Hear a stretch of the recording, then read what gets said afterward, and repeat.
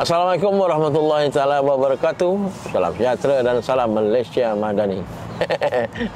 55 je kota kembali lagi, tapi kali ini kita buat main orang jauh. Merantau di KL sebagai coach. Coach wheelchair tenis lah. Siapa tak kenal? Haziq.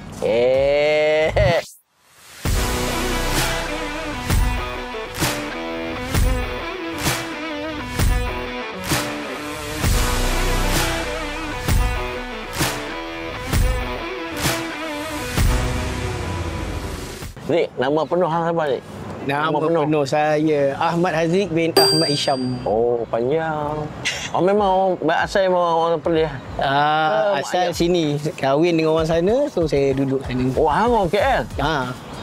Kahwin dengan orang Perlis? Ya. Lepas tu menetap di Perlis? Saya duduk di Perlis itu dekat 8 tahun. Oh. Baru datang sini balik. Bila bermula peralihan membawa skuad wheelchair negara? Saya ditawarkan untuk jadi jurulatih ni wheelchair tenis ni masa tahun 2022. So masa 2022 tu saya masuk, masa tu ada joinan SEA Games dekat Solo. So saya masuk dalam tahun tu lah. Oh, okey. Saya start di 2022 tu lah. Sebelum tu coaching normal lah? Sebelum tu saya coaching normal. Tapi dalam masa yang sama, sebelum ke Tokyo kot, saya ada tolong juga, tolong sparring dia orang semua. Perbezaan yang amat ketara lah kalau kita sebagai coach, kita nak fit ke, kita nak drill ke wheelchair ni. Perbezaan ni satu dia bila wheelchair ni kita nak kena faham setiap player lah.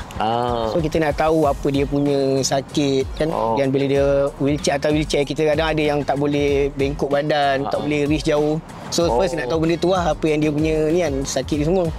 Dan lepas tu more on tactical lah. Dari segi pukulan, forehand dia dengan elbow sama ke tidak? Okey, kalau dari segi pukulan, forehand mostly sama. Untuk forehand samalah.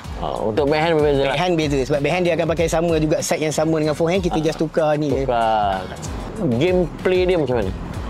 Okey, gameplay dia adakah dia volley sama ataupun bump 2 kali? Dia macam mana? Kalau wheelchair ni kalau kita tahu dia bump 2 kali lah. Itu yang beza ketara sangatlah. Dia boleh bounce 2 kali lah.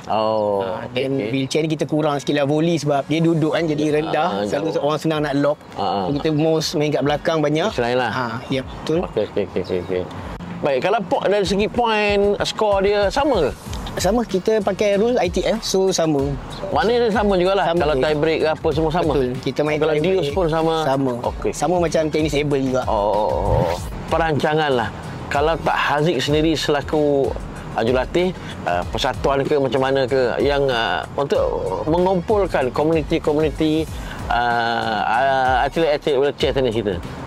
Okey, kalau dari segi perancangan, mungkin kita akan buat pencarian bakat baru untuk ramaikan lagi kita perkenalkan sukan tenis wheelchair ni. So macam saya suka jenis post dekat media sosial untuk bagi rampak yang ada kita ada sukan tenis kita ni hidup. Wheelchair tenis ni pendekatan tu lebih mudah. Betul. Kerana kalau kebanyakan kita atlet-atlet kita macam contoh macam Abu sendirilah.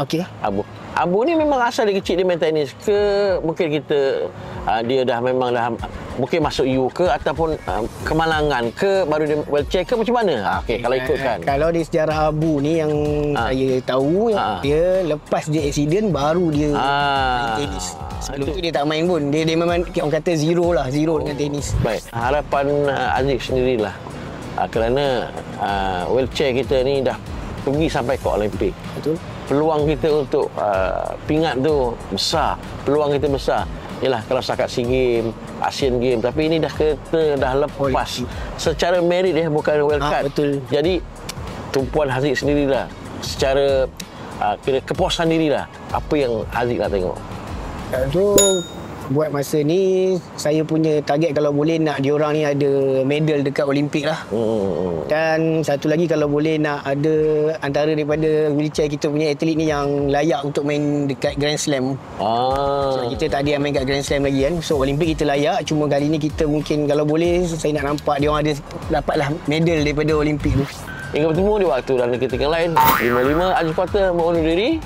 Kalau papan tak papan, kita jumpa minggu depan.